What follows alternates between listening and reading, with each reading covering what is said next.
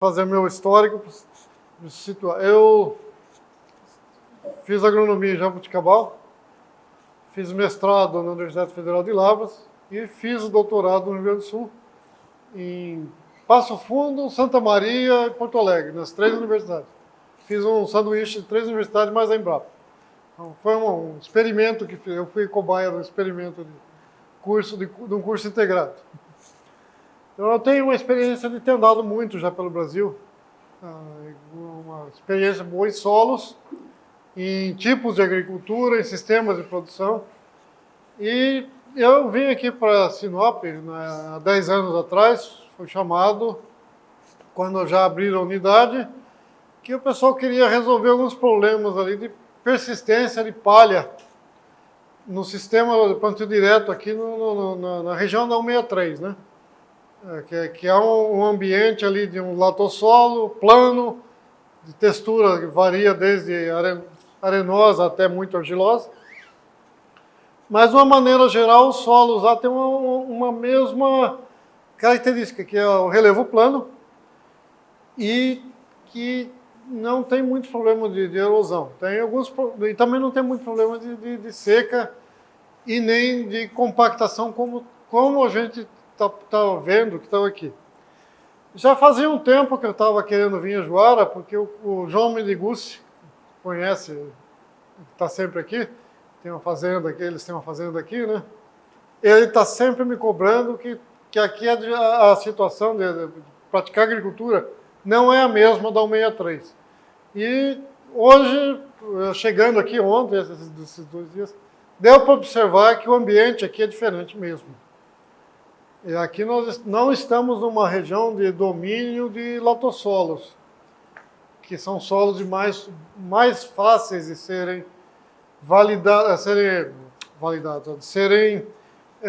manejados. Nós estamos numa região aqui onde o domínio é do argissolo. Quem estudou agronomia no passado lembra dos podizólicos, né, aqueles solos podizólicos, né? Dava muito problema de erosão ali no norte do Paraná, no oeste paulista, no Goiás, aqui no sudeste do Mato Grosso do Sul.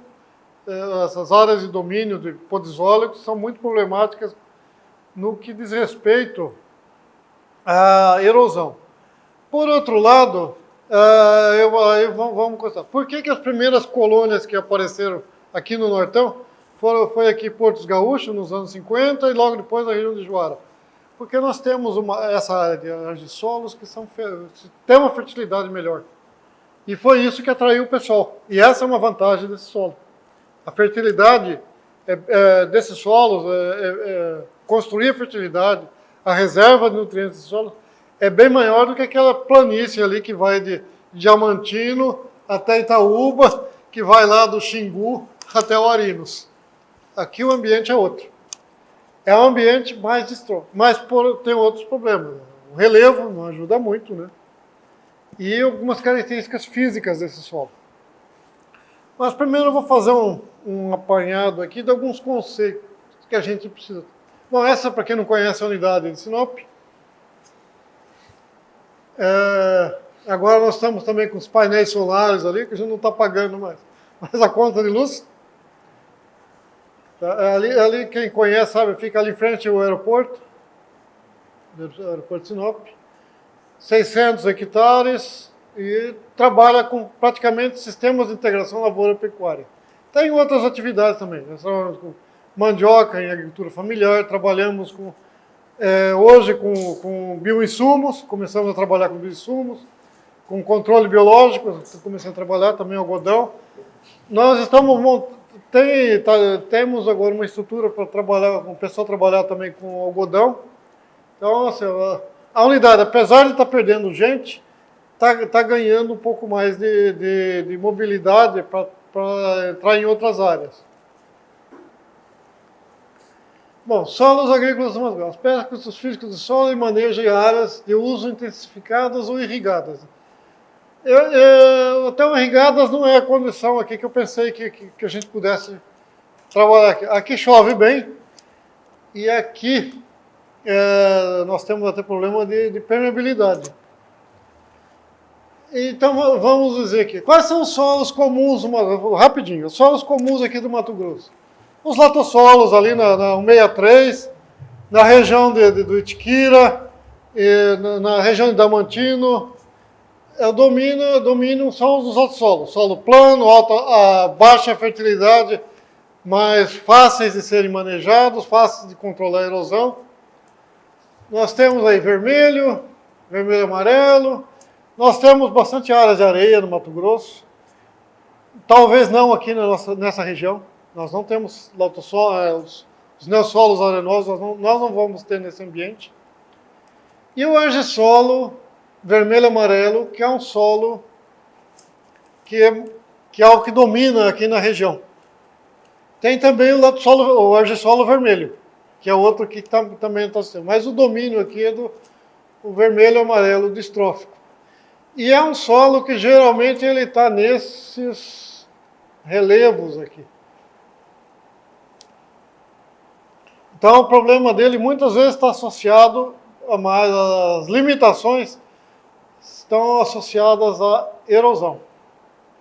Porque são solos que têm o horizonte A, geralmente numa textura mais leve, e um horizonte B, varia de 40 a 60 centímetros, que tem mais concentração de argila, uma estrutura mais firme.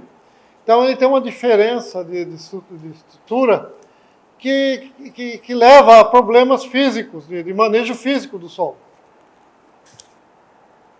Plintossolos tem ali só aqueles solos ruins ali da Baixada Cuiabana. Não é o caso aqui. Bom, o clima que nós temos aqui? Tanto no Sinop como aqui no Nortão. Na nova classificação é o tropical monsônico. Ou seja, um clima que as chuvas se concentram em praticamente uma estação do ano de 6 a 7 meses. Então, quem conhecia a antiga classificação AW, agora tem que acostumar com a nova. Agora é a AM. É uma derivação do AW. A precipitação pluvial. 2.000 a 2.500, mas eu sei que aqui Juína, Alta Floresta, tem lugares que dá 3.000 milímetros. No sul do Amazonas, aqui na divisa com o Amazonas, também divisa com o Pará, também temos esse volume de chuva. E o detalhe, é sempre concentrado na estação chuvosa. Então o potencial de erosão causado por essa chuva é muito forte. Nós temos chuva de 100 milímetros, 120, 150 milímetros. E em poucas horas. Isso é um problema para manejar solo. E o período de chuvas, dependendo da região, vai de setembro a maio. Algumas regiões aqui mais a leste, vai de outubro a abril. Mas aqui eu acredito que seja setembro a maio, pelo que eu andei lendo, né? Aqui começa a chover antes de Sinop e termina depois. E dá 250 quilômetros de distância só. Então, é uma coisa interessante. A gente tem que sempre pensar no ambiente agrícola, pensar solo, clima, e como duas variáveis que a gente tem que sempre considerar no planejamento do manejo do solo. Aqui. Então, eu vou aqui a gente mostrar que o solo, aqui na nossa região, por exemplo, 2014, isso é em Sinop, na estação de Sinop. 2014, 2015, nós temos as chuvas sempre concentradas na época dos meses de outubro a abril. A gente sempre faz a mostragem, por exemplo, esse tipo de amostragem mostra melhor o acúmulo de chuva do que fazer aquela de janeiro a março. A gente vê só a gente não vê a estação agrícola, né? Então, quando a gente coloca de agosto a julho do ano seguinte, a gente tem uma ideia melhor de como é o acúmulo de chuva. E é sempre uma curva que acumula em uma parte do ano só. Então, aqui também, sempre Tem alguns anos com problemas aí. Nós temos alguns anos com problemas. Mas a tendência aqui é sempre ter acúmulos de chuva. Bom, o Nortão. O que é o Nortão? Eu vim conhecer o Nortão, a primeira vez que eu estive em 1984, o Nortão era só mato. Eu vi pés de café e pimenta, na época. Quando eu vim aqui, eu não reconheci quase nenhum lugar que eu passei. Eu vim em 2010 pela segunda vez, depois 26 anos, 84, 26 anos, eu já não reconheci a região. Eu tinha mudado completamente. E a gente sabe, são quase 10 milhões de hectares na safra. 3,5, eu acho que esse número aqui já aumentou porque o pessoal começou a plantar mais milho. E eu acho que esses 10 milhões aqui já estão incorporando, já pode estar chegando a 11, porque já estamos incorporando áreas aqui nessa região, Portos Gaúchos, estamos incorporando áreas novas. Tabaporã está aumentando muito a agricultura. Então esses números aqui estão. E como é que é o extrato fundiário? Grandes propriedades, a maioria maior que 1.600 hectares. Uma média das propriedades. Essas são as propriedades, a maioria das propriedades que fazem os cultivos das commodities. Soja, milho, algodão. Pode dizer que o girassol já não está mais frequente na nossa região, né? E nós temos também um número, o Mato Grosso tem 180 mil pequenas propriedades. Então, a grande propriedade não é a regra e número no Mato Grosso. E isso distribui em todo o estado. São números do IBGE. E o que se produz nessas pequenas propriedades? Desde leite, mandioca, feijão, batata doce, hortaliças, tomate. Então, assim, a agricultura no Mato Grosso, apesar de a gente ser conhecido pela soja, pelo gado, pelo algodão, hoje pelo milho, nós temos uma produção bem diversificada no estado.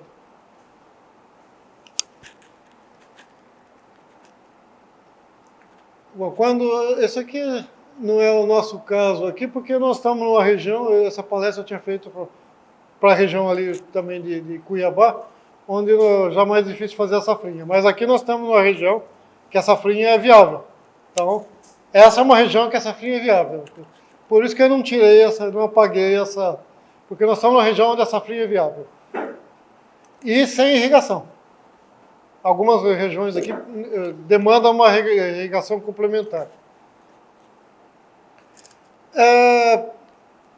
Essa é uma realidade, algumas fazendas, né, quando não consegue fazer o milho porque atrasa alguma coisa, o pessoal sempre cobre o solo com alguma coisa. No passado usaram até pé de galinha, não sei se vocês lembram que teve uma época que plantavam um pé de galinha. Depois veio o milheto, hoje tem o milho com braquiária, que é uma coisa interessante. Então, ninguém deixa a safrinha descoberta. A maioria das propriedades que tem só lavoura, porque quem tem pastagem sempre vai ter, ou quem faz o sistema pastagem-lavoura, vai ter sempre o solo coberto, a maior parte do ano. Bom, o perfil, as lavouras de sequeiro é bem maior que nos outros estados do Brasil. E a mais importante, o Mato Grosso hoje é o mais importante estado brasileiro de produção agrícola. Nós já passamos o Paraná, e já faz uns 6 ou 7 anos que o Mato Grosso passou o Paraná em produção agrícola.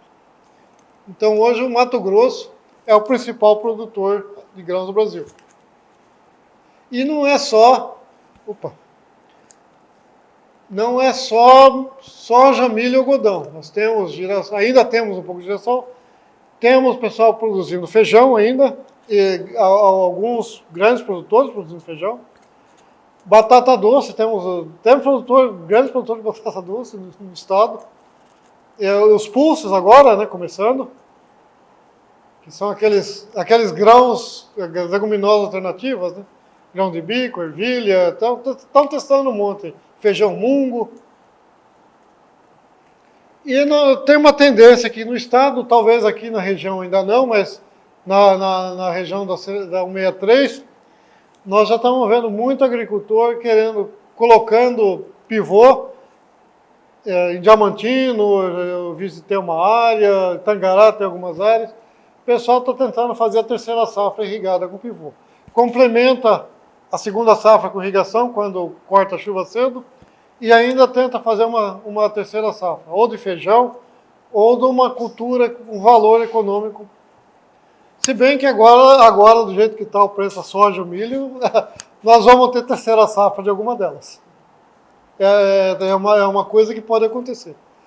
E a principal característica da agricultura mato-grossense é que ela é altamente tecnificada em relação a quem conhece, como eu já andei aí, interior de Goiás, interior de Minas, algumas regiões mais pobres, aí Santa Catarina, mesmo no Rio Grande do Sul, Rio de Janeiro, o Nordeste, a tecnificação é bem inferior ao que a gente observa aqui no Mato Grosso.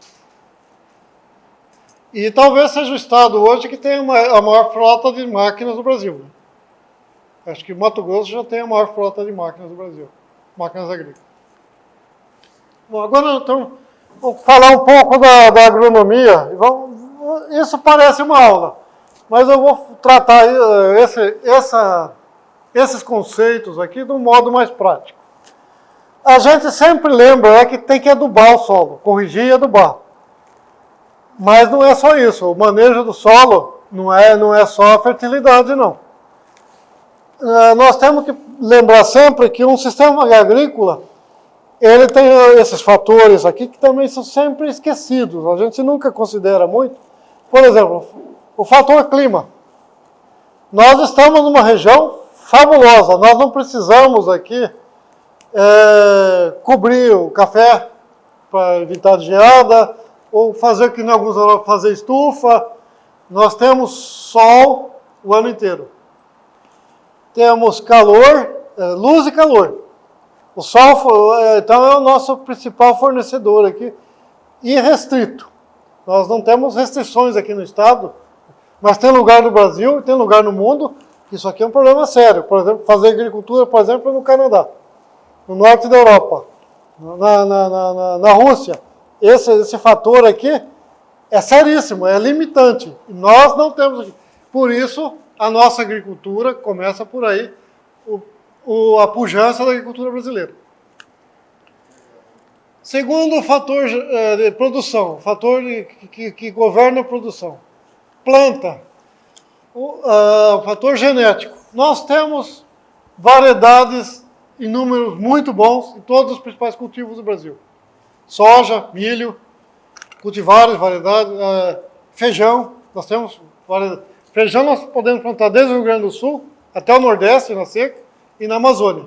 Então o Brasil tem uma genética. Trigo, nós estamos entrando agora, por exemplo, nós estamos trazendo trigo para o Cerrado. Então, o fator genética, nós estamos bem calçados. Nós não dependemos tanto, para muitas culturas, da genética. Claro que hoje a gente tem uma certa, vamos dizer, apego à genética de soja dos Estados Unidos, da Argentina, e milho também ainda muito forte dos Estados Unidos. Mas, de uma maneira geral, o fator de produção relativo à genética, é um problema resolvido. Nós não temos grandes problemas, não. São só pontuais. Agora, o fator solo. Aqui que a gente tem errado bastante. Nós lembramos sempre da fertilidade, a química. E a gente pensa só em nutrientes e de vez em quando na calagem, corrigir o pH. Mas o solo, ele é a base da produção da planta. E a primeira coisa que tem, ele precisa ter uma boa caixa d'água. A caixa d'água que eu falo, lembra a caixa d'água que tem a boia que entra e sai água? A caixa d'água do solo tem que ser bem manejada, bem. Então, solo compactado, com uma camada de compactação a 5, 6 centímetros de profundidade, já está restringindo muito a caixa d'água. E a água no solo é um fator importantíssimo. A água é o principal nutriente de qualquer espécie. Seja gramínea, espécie florestal, grãos, a água é o principal nutriente. Se alguém me perguntar qual é o principal nutriente, não fale nitrogênio, não fale fósforo. O principal nutriente é a água. Sem água não produz. Você pode ter o solo mais fértil do mundo. Sem água não tem produção. Agora, essa água a gente tem que fazer ficar no solo o mais tempo possível. Não vai ficar para sempre. A água tem um ciclo.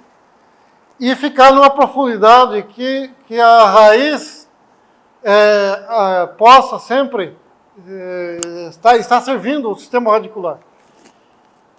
Calor não é um problema para nós aqui. É um problema para outros países. No sul da Argentina não dá para fazer lavoura. Canadá, boa parte do Canadá, não dá para fazer lavoura. O altiplano muito alto lá na Bolívia não dá para fazer lavoura, porque não tem calor. Oxigênio. Nós temos o ar, tudo bem. O oxigênio do ar, agora tem outro oxigênio aqui que a gente esquece. Qual que é? Qual é a atmosfera que a gente esquece na agricultura? Não, qual é a atmosfera que a gente nunca lembra dela na agricultura? A atmosfera do solo não é a mesma do ar.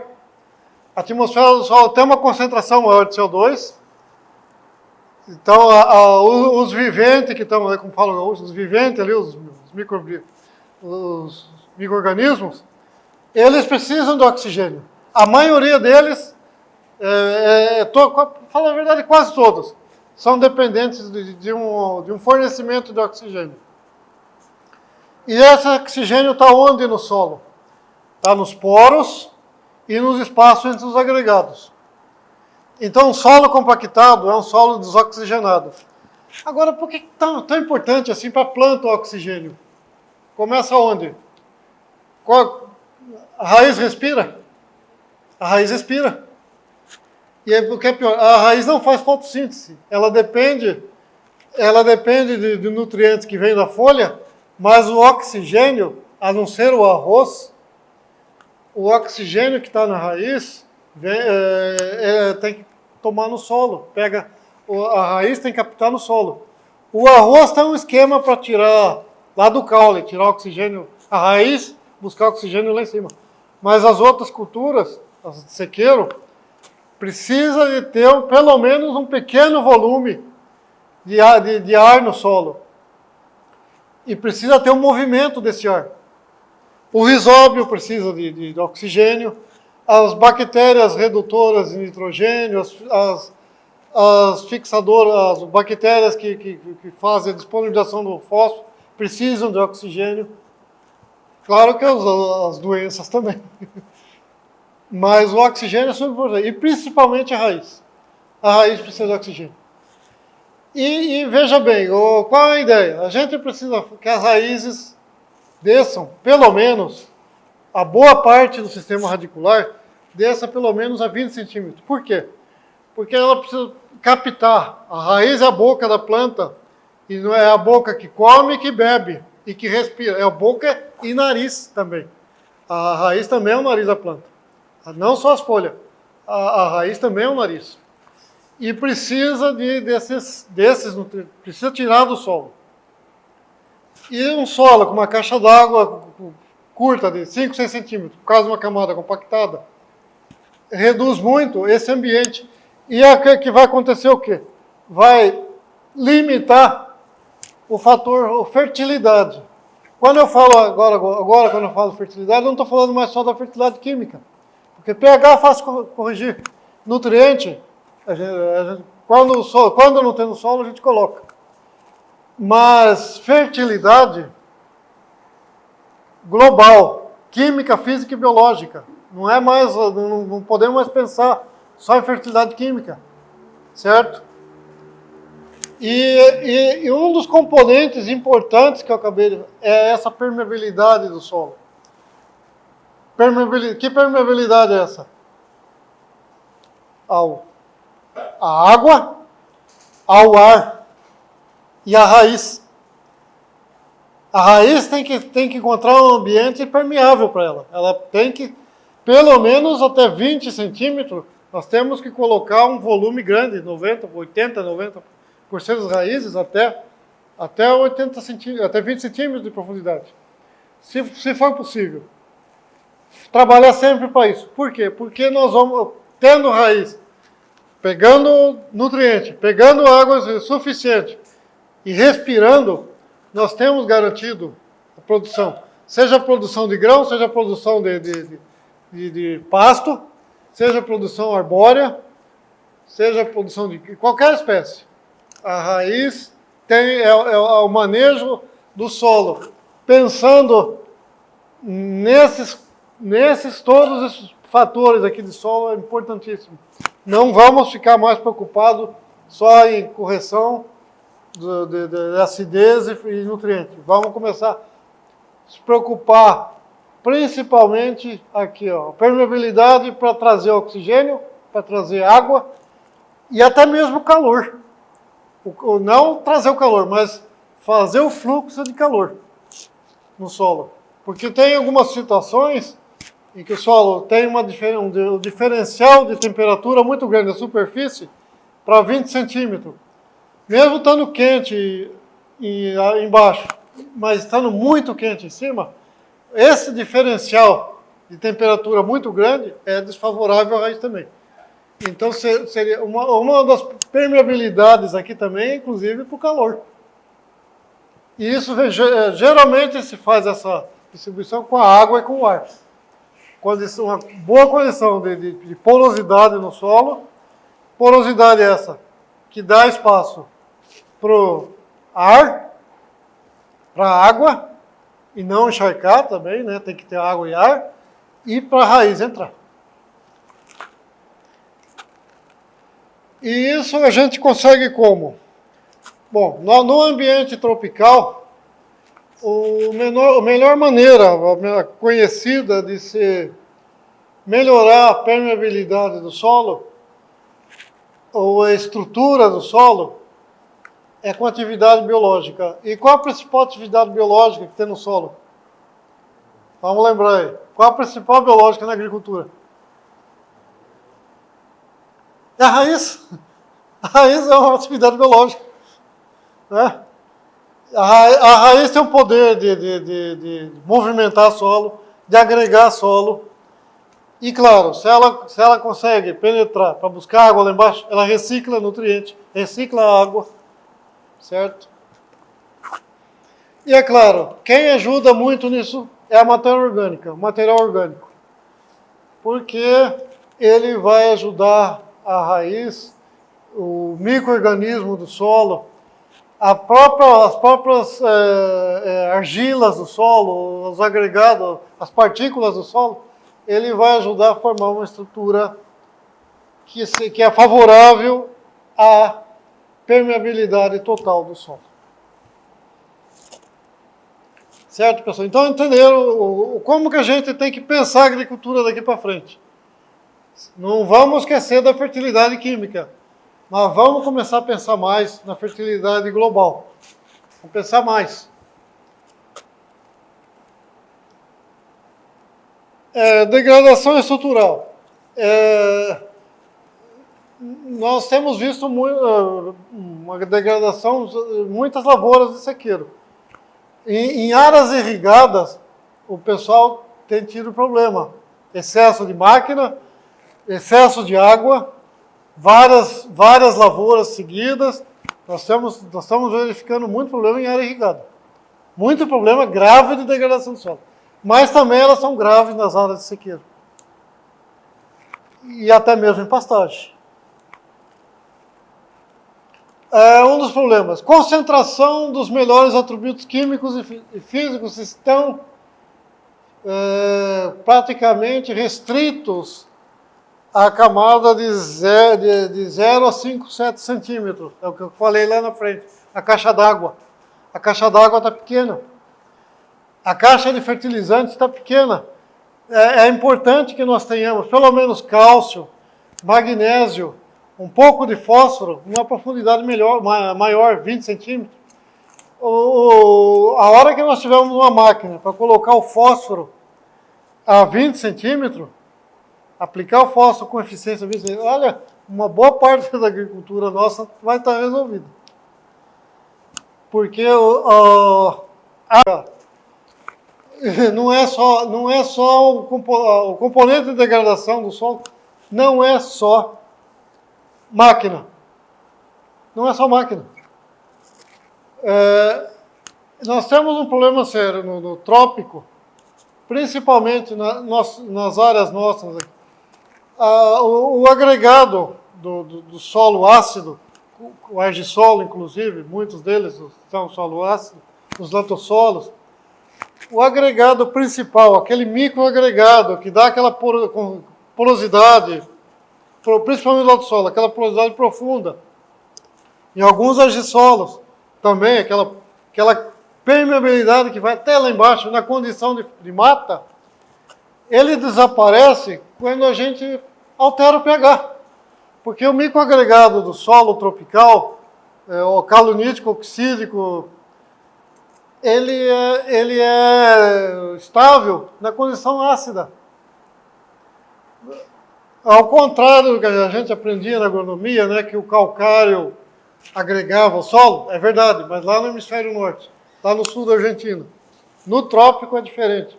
O calcário, no trópico, ele dispersa os agregados por conta do tipo de mineral, por conta do tipo de carga do solo. O calcário dispersa solo tropical. Ele pode agregar solo em clima temperado, mas o solo tropical ele dispersa. E isso é uma coisa que a gente já está trabalhando há muito tempo e nunca deram muita atenção a isso. Então, boa parte daquela desagregação do solo desde cima já começa com o calcário. E depois também a gente coloca fertilizantes salinos. Ureia, potássio, os próprios fosfatos, né? Também são sais. Vão ajudar mais ainda a dispersão. Então, o problema de dispersão do solo para formar o ambiente compactado, adensado, muitas vezes não é só compactação, é adensamento.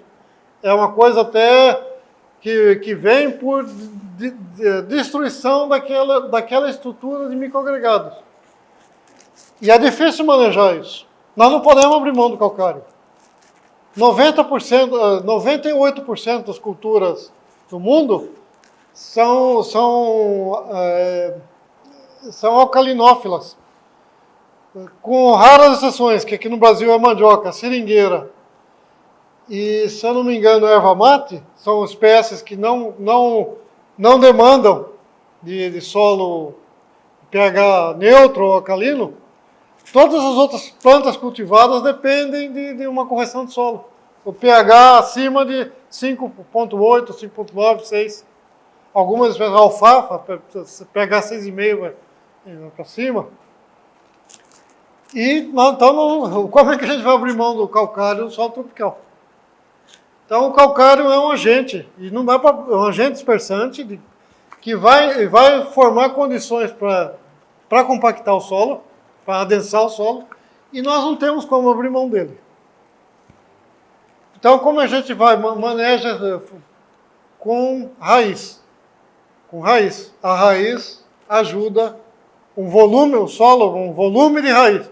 Braquiária, por exemplo, ajuda muito nisso.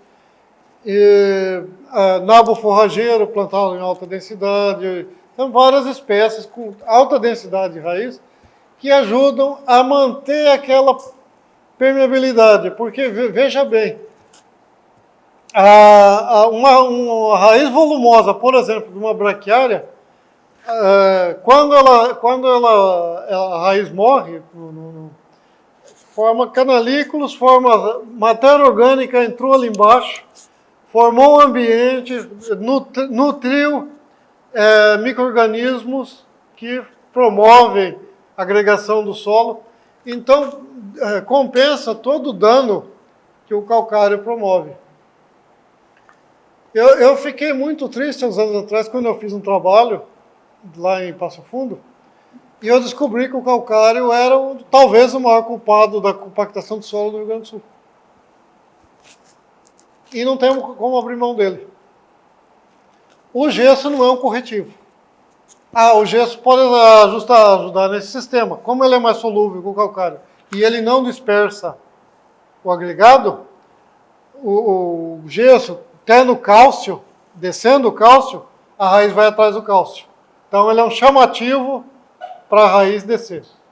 O cálcio do gesso. E além do mais, o gesso tem uma certa atividade de floculação. Então o gesso pode ajudar também a dar uma pequena reestruturada no solo. Então a combinação de calcário com gesso, a gente pode começar a pensar nela. Ela é importante. E aí tem várias, na literatura a gente acha várias recomendações como fazer calcário com gesso. Tem vários trabalhos publicados, inclusive a gente acessa muito fácil na internet. Então hoje, informação não é problema. A internet está aí e toda essa parte a gente pode ir atrás. E agora nós temos outro problema que a gente está esquecendo muito. A gente pensa na enxurrada, mas a gente pensa na enxurrada da erosão. Aquela que carrega aquele caldo vermelho ou amarelo, dependendo do solo. Aquela enxurrada limpinha, de água limpinha, é problema. Porque hoje nós fazemos muita adubação superficial. E essa enxurrada que corre em cima da palha, quando ela corre em cima da palha limpinha, e a gente coleta uma amostra, nós vamos ver ele dissolvido em nitrogênio, um pouco de fósforo e muito potássio. Então a enxurrada, e além do mais, a enxurrada é água que está indo embora. Se a gente fizer essa água entrar no sistema, ela vai permanecer mais tempo. Por isso, tudo que a gente fizer para diminuir a enxurrada e para fazer com que ela permeie no solo, é uma coisa bastante favorável no manejo do solo. Qualquer prática que reduza a enxurrada, principalmente a cobertura com palha, alguma escarificação, plantas bem densas, né? Cultivo em nível, muito importante cultivar sempre em nível. Por menor que seja a pendente, cultive sempre em nível. Porque eu vi ali em Goiás uma lavoura que parecia plana, mas ela tinha 0,5% de declividade, lá na região de Pedro Afonso. Quase plano, mas tinha um pequeno declive. Lá de cima, 6 quilômetros, fizeram um plantio, nem percebia que descia. Mas descia quase de 6 quilômetros, descia quase 1 metro de diferença lá de cima. E lá embaixo tinha uma das maiores vossorocas que eu já vi na minha vida, com palha. Então, mas era um solo também textura média. Mas é uma coisa que parece absurdo, mas isso é um problema que ocorre. Agora, quando a gente intensifica a agricultura, mais sistemas, mais máquinas, todos esses problemas se multiplicam também. Então nós temos um favorecimento do acúmulo de nutrientes só na camada superficial. Nós temos condições mais favoráveis à compactação. Não é só máquina, né? A própria aplicação do calcário só em superfície vai ajudar também uma certa compactação. Porque se só tiver uma correção de solo de 5 centímetros, por exemplo, 7 centímetros, 8 centímetros, nós vamos ter o volume de raiz ali.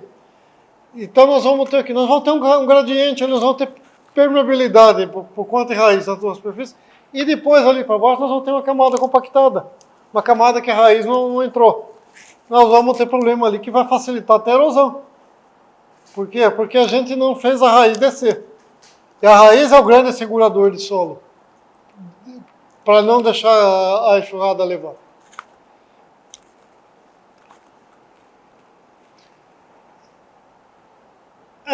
Bom, aqui nós não temos a terceira safra. Então aqui não é problema ainda.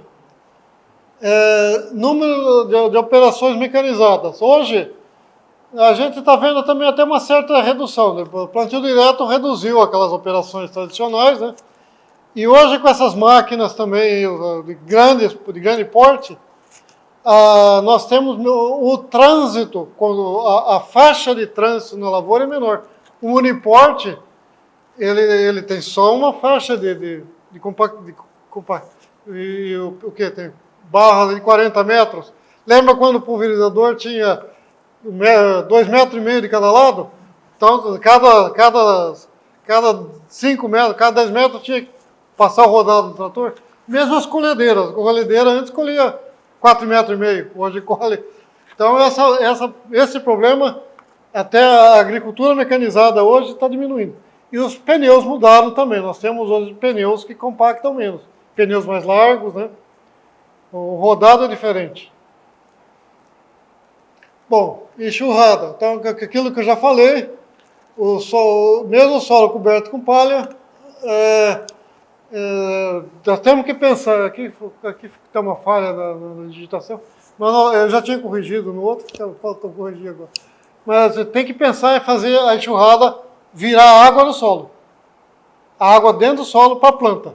Fazer enxurrada, inclusive porque a enxurrada com nutriente dissolvido, se ela entrar no solo, ela vai levar o nitrogênio lá embaixo, vai levar o fósforo lá embaixo, vai levar o potássio.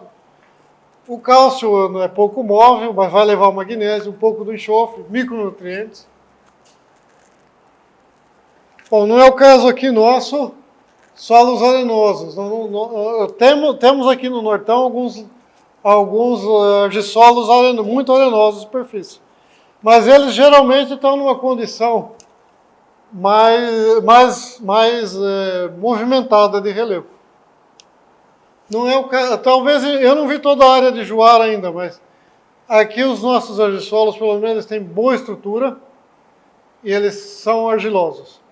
Quanto for assim, é tranquilo.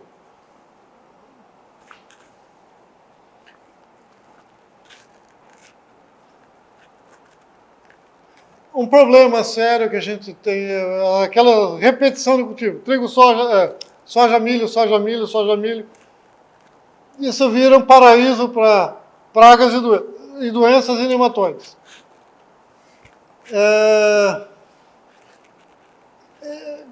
No caso, esse problema aqui, aos poucos, a gente está resolvendo. Mas em algumas regiões do estado, o pessoal ainda não tem essas máquinas com melhor eficiência, essas máquinas mais largas, essas máquinas que fazem menos trânsito por hectare.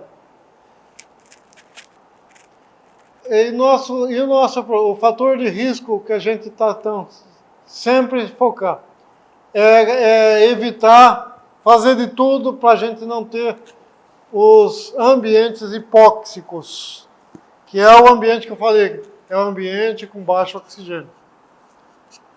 Isso favorece nematóide, favorece uma série de patógenos e, é claro, a raiz sofre bastante, gasta energia que vem lá da folha, que ela está virando grão, que ela está virando massa seca de forragem, a raiz usa para se manter.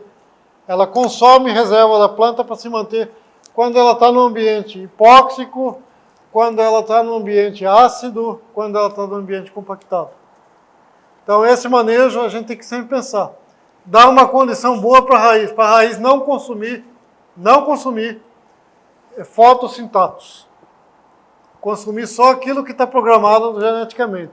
Não consumir acima do normal por condição de estresse.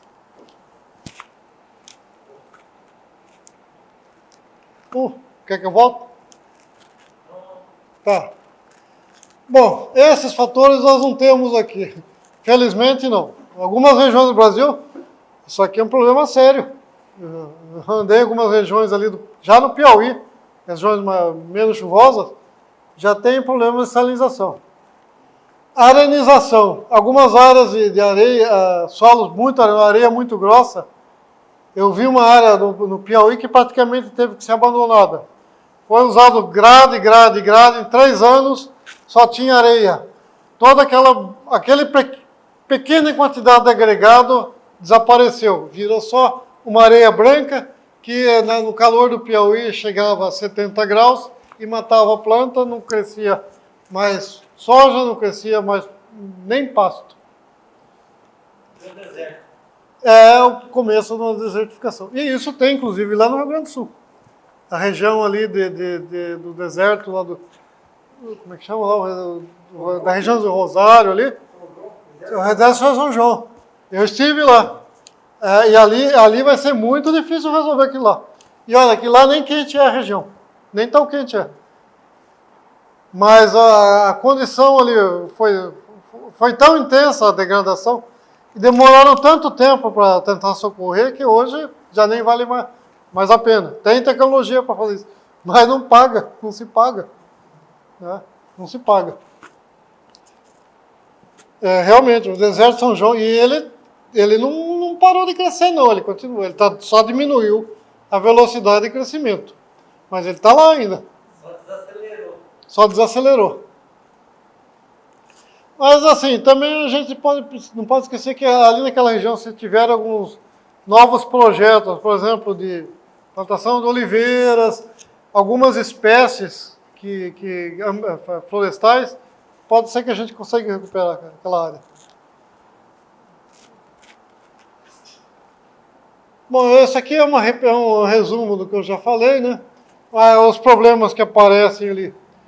O crescimento radicular é afetado pela elevada concentração de CO2 e baixa de O2, o desbalanço, porque o ar do solo, o ar atmosférico, ele tem 0,3%, 0,4% de oxigênio de CO2. O ar do solo são 3 vezes mais.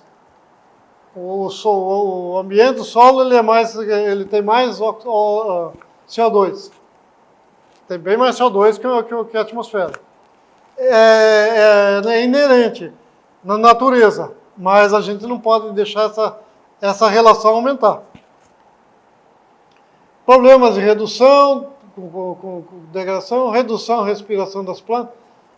A planta, quando tem problema de captar oxigênio e água pela raiz, ela reduz a produção dos seus fotossintáticos.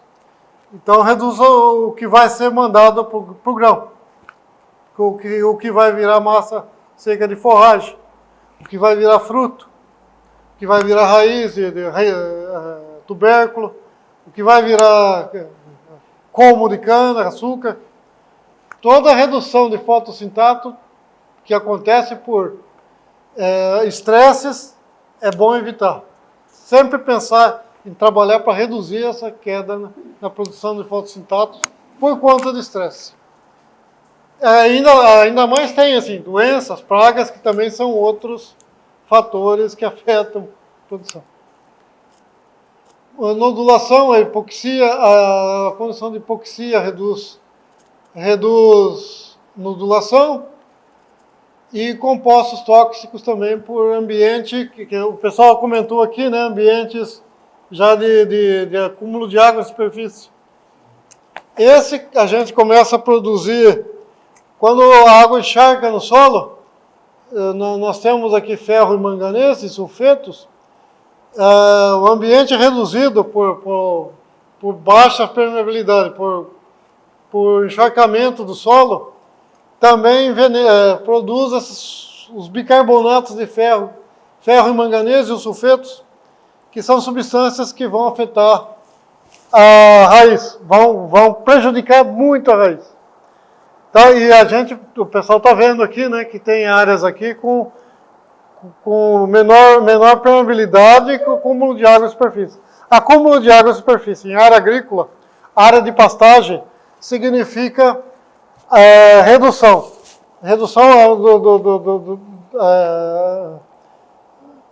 do ambiente óxico do solo, né? E, claro, a formação de substâncias reduzidas. E essas substâncias são tóxicas para a raiz e para a planta. Bom, a gota d'água ainda é o grande destruidor de agregados à superfície do solo.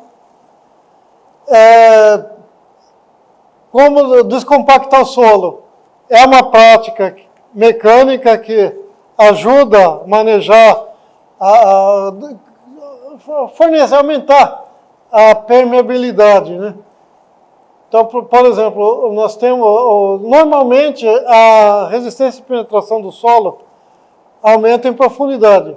Mas quando nós temos a camada compactada, ela atinge valores elevados. Por exemplo, na altura de 15 centímetros, uma camada compactada. Para a raiz ultrapassar isso aqui, tudo bem. Para a raiz ultrapassar isso aqui, tem que consumir energia e nem sempre consegue. Então, o gás de energia compromete a produção. Escarificação. Esse até está invertido. Esse devia estar antes, está depois desse. Que esse aqui é quando escarifica, né, a condição escarificada e não escarificada. Está bem claro aqui, né? Os valores ali, 2, né, que é KPA. Esse ambiente aqui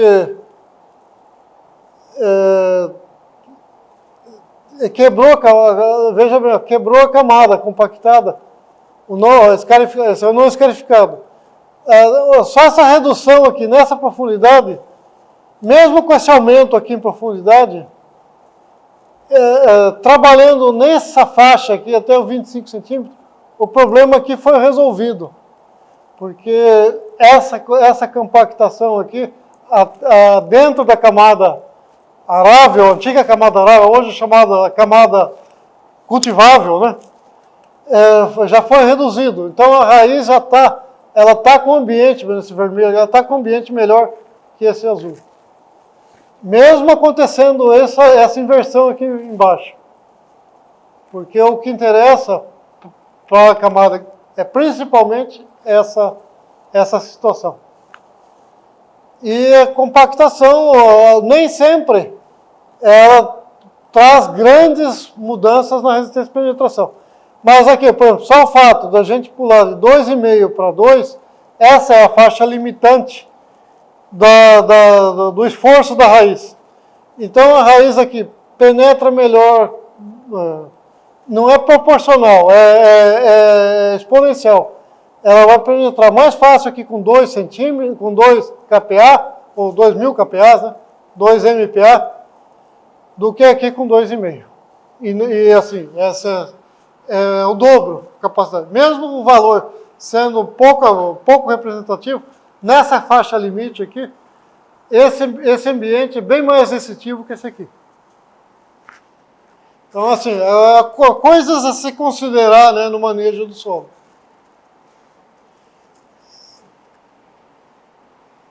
Escarificação. O pessoal diz que não funciona, tal, mas é um mal necessário.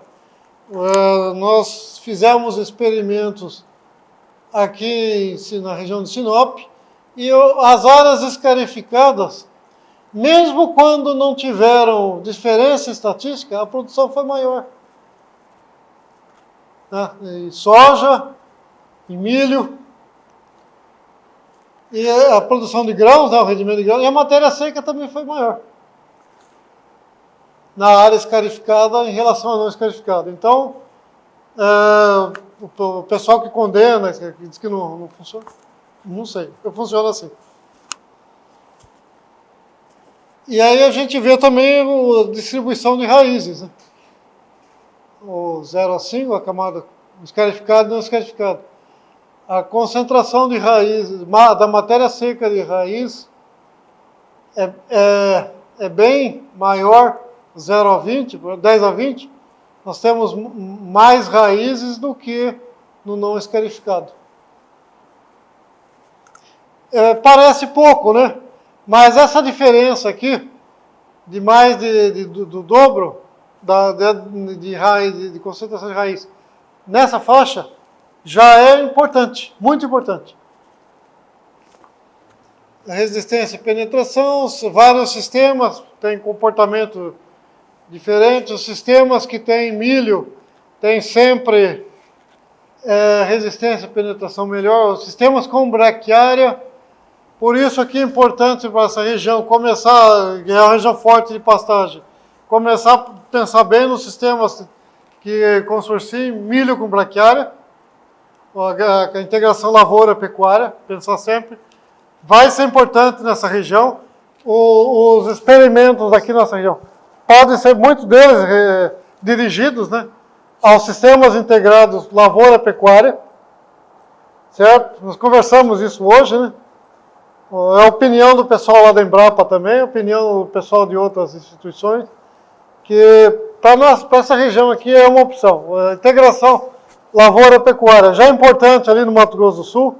Muitas áreas tradicionais tem lavoura e pastagem, mesmo que o produtor não seja pecuarista ou vice-versa, sempre tem uma interação muito boa entre produtores, arrendamento de pasto, sobra de pasto, no pasto remanescente da lavoura, ou se não, o próprio sistema com a oportunidade de colocar o gado numa época do ano. E é claro, a melhoria do solo a gente vê aqui, os sistemas com braquiária e os sistemas sem braquiária é muito grande a diferença. Escarificador, hoje já não era uma operação cara, custava antigamente, naquela época que os escarificadores eram estreitos, 2, 3, no máximo 5 hastes, era uma operação muito cara, custava até 70% do custo da aração. Hoje nós temos equipamentos escarificando aqui com 12, 15, 18, já viu com 23 hastes. Então a operação ficou mais barata também. E hoje nós temos trator para puxar isso, antigamente nós não tínhamos. Então essa escarificação está se tornando viável. E hoje em dia também tem gente colocando, um aplicador de adubo junto com a escarificação, o escarificador, e colocando fósforo numa profundidade maior. Colocou fósforo abaixo de 10 centímetros, já ganhou bastante coisa.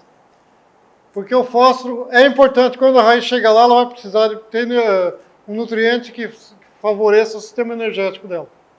E pegando fósforo lá embaixo é uma maravilha. O fósforo é muito difícil da raiz obter, ela é só por interceptação. Então, quanto maior a distribuição do fósforo no perfil, também melhor para a raiz. Raiz descendo, encontrando fósforo, além do cálcio, além do magnésio, é metade do caminho para se ter boas safras, boas pastagens. E assim, tem plantas que ajudam, né? Uma crotalária. Algumas crotalárias têm um sistema radicular pivotante, ajuda a formar canalículos no solo. O nabo forrageiro, já estão testando aqui no Mato Grosso, em alta densidade, ele faz um crivo, né, no solo. Então nós temos a tecnologia. Aqui são raízes de braquiária. Milho com braquiária. Aqui é a raiz do milho. A raiz do milho. Alguém me colocou aqui a régua ao contrário, mas a raiz do milho chegou até aqui 20, 30 centímetros. A braquiária atravessou essa camada de plintita. Isso aqui é aqui em Piranga do Norte. Isso aqui é uma camada plíntica, de cascalho, de plintita. A raiz da braquiária atravessou, olha só. A raiz do milho parou ali em cima, né? A branca mais grossa. A raiz da braquiária atravessou. Então a braquiária é o grande arado biológico. É o grande escarificador, é o grande permeabilizador. Vamos começar a usar a palavra nova, estou lançando agora. É o grande permeabilizador do solo. Cobertura de palha também é importante. Pode ser com milho, com trigo, com milheto, para quem está com problema de palha, existe uma tecnologia hoje que é o sorgo biomassa. Produz uma quantidade incrível de palha para aquelas áreas arenosas que não tem nada de matéria orgânica. É uma tecnologia sensacional. Basta uma safra, ele produz palha suficiente para manter 2, 3 anos. Além do mais, ele pode ser forrageiro. Agora, o que é esse experimento? Isso aqui eu ainda fiz lá quando eu estava em Passo Fundo. Aqui a escarificação foi no contorno. E aqui foi na perpendicular. A água que penetrou no solo. A diferença entre o sistema... Desculpa. Que desgraça que eu fiz aqui. Ih! Não parece. Voltando para trás. Ó, isso aqui é a diferença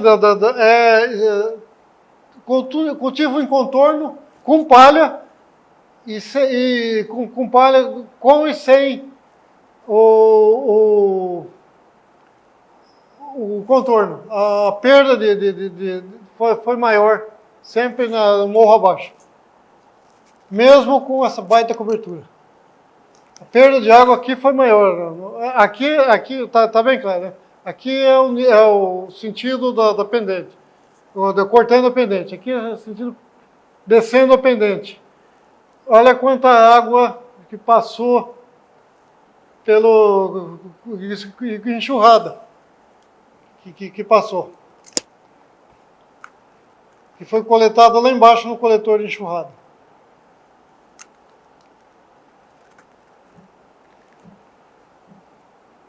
Então, aqui a gente sabe que hoje nos solos aqui, nos cauliníticos gibsíticos, eu acho que os nossos argissolos aqui também estão nessa classe. Porque eu já fiz análises de mineralogia. E os argissolos daqui de Juína não são muito diferentes. Eles também são cauliníticos gibsíticos, como os latossolos ali da 163. Correção do solo. Aquela velha recomendação que o pessoal disse, não, só 10%. 20% ainda vale. Desenvolvimento de equipamentos para aplicar fósforo. Isso aqui, o dia que a gente tiver isso aqui viável, econômica, vai ser uma maravilha. E sempre monitorar o solo. Umidade, compactação. Sempre abrir uma trincheirinha, enfiar um ferro no solo já ajuda bastante. Faz um ferro de construção fino, faz uma ponta. Faça sempre um diagnóstico rápido. Verifique se tem sempre camadas que estão impedindo e que profundidade que elas estão. Isso, nós não podemos chegar. Isso aqui é uma lavoura de algodão ali em Sinop. Nós não podemos deixar chegar nessa situação aqui, por exemplo, para o algodão. Aqui essa raiz praticamente não tem função nenhuma. Então aqui ele já começou a ter a brotação de algodão na altura do nó. Essa planta aqui, por exemplo, ela vai ter 60%, 70% da produção dela reduzida. Imagine uma lavoura. Camadas compactadas, sempre procurá-las. Elas aparecem muito fácil. Basta fazer uma mini trincheira e dar umas cutucadas aqui. Se tem camada compactada, a gente acha ela muito fácil. Aqui nós temos a faca e a profundidade onde a gente achou a camada. Daqui para cima tem uma camada estruturada. Daqui para baixo tem um tijolo, quer dizer, uma camada compactada. Uma coisa fácil de fazer. Essa trincheira aqui tem 40 por 40, fizemos ela com uma cavadeira. Pode fazer com chadão. E aqui, olha, uma lavoura de algodão, muitos anos, pouca cobertura. A camada compactada se estendeu de 8 a 27 centímetros. Justamente onde mais precisava ter permeabilidade. Então, é fácil a gente fazer esses diagnósticos, não precisa de permear, porque penetrômetro, não precisa de... Basta uma faca, uma enxada e uma fita métrica. Aí, coisa assim, massa verde, braquiária, pode consorciar com crotalária. Aí nós temos fornecimento de nitrogênio, uma quantidade pequena, mas já considerável, e uma máquina de permeabilizar o solo, que é a nossa dona braquiária, todas as espécies. Esses equipamentos aí, já temos algumas novidades no mercado. Esse aqui de 15 hastes, ele tem um destorrador logo em seguida. Um trator, hoje a maioria das fazendas tem trator com boa potência. Poucas fazendas hoje tem tratorzinho.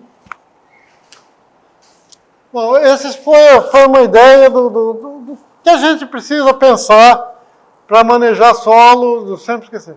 E nós chegamos aqui nessa região, é a primeira vez que eu venho aqui, e eu vi que a primeira coisa que eu constatei aqui foi o que o colega João Menigucci, você conhece, tem fazenda aqui, trabalha comigo lá no Embrapa. Ele disse, Silvio, vai lá olhar, lá a agricultura não é a mesma da 163, vem conhecer aqui. Aí até eu aceitei o convite do pessoal e vamos fazer experimentação. Nós precisamos fazer experimentação aqui. Nós não podemos usar a mesma tecnologia aqui na nossa região de Argisolos, o mesmo pacote tecnológico da 163 dos outros solos. Sabe? É diferente aqui. E não é só o pacote químico, é o pacote de manejo. Aqui tem que ser um pouco diferente. Nós temos solos aqui com uma fertilidade um pouco melhor, mas fisicamente eles são um pouco mais problemáticos. Então o foco aqui vai ter que ser dirigido para o manejo físico. Mais do que o manejo químico. Nós vamos ter que dirigir bem o foco. Os trabalhos de pesquisa, os trabalhos com mecanização, com descompactação, as considerações de tipo de semeadura, cobertura do solo, os sistemas de culturas, pensar também no sistema. Aqui é uma região ainda muito forte de pecuária, os sistemas aqui não podem abrir mão da braquiária, eu acho que as pastagens são importantes aqui na nossa região, e vai continuar sendo, e junto com a lavoura, vai ser uma grande ferramenta para se usar essas terras aqui. Essas terras que são consideradas de baixa aptidão pelo seu relevo, mas na verdade não são. Basta ter uma tecnologia adequada. Do mesmo jeito que hoje, por exemplo, muitas áreas de areia, hoje que há 20 anos atrás ninguém queria, hoje nós estamos fazendo lavoura em areia. Nós adequamos os sistemas, algumas variedades mais tolerantes, principalmente cana em São Paulo, tem variedades especificamente para solo arenoso, e com alta produção. Então, aquelas áreas de areia que ninguém queria em São Paulo, ali na região de São Carlos, hoje está cheio de cana. Eu passei lá uns meses atrás, eu vi bastante cana ali. E na época eu trabalhei no IAC, era uma preocupação nossa, tecnologia para essas áreas. E é por isso que a gente tem que fazer experimentação aqui. Justifica-se fazer experimentação aqui na região. Eu vou passar isso lá para a chefia no Embrapa. Nós precisamos realmente fazer alguns trabalhos aqui. Tanto com integração lavoura-pecuária, como é o foco lá do centro, né? com ou sem floresta. Nós temos trabalhos ali em alta floresta, mas não temos nenhum trabalho nessa região aqui. Lavoura-pecuária já é muito forte no Mato Grosso do Sul. Muitos produtores adotam lavoura-pecuária. Hoje a carne está com preço bom, o grão está com preço bom. Já não temos mais certos medos do custo da produção, né?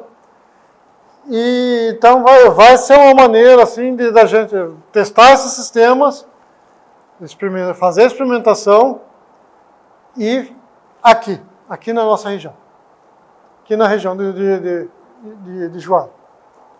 Para esses solos aqui, na verdade eu falo para esse solo, não é esse solo, é esse ambiente.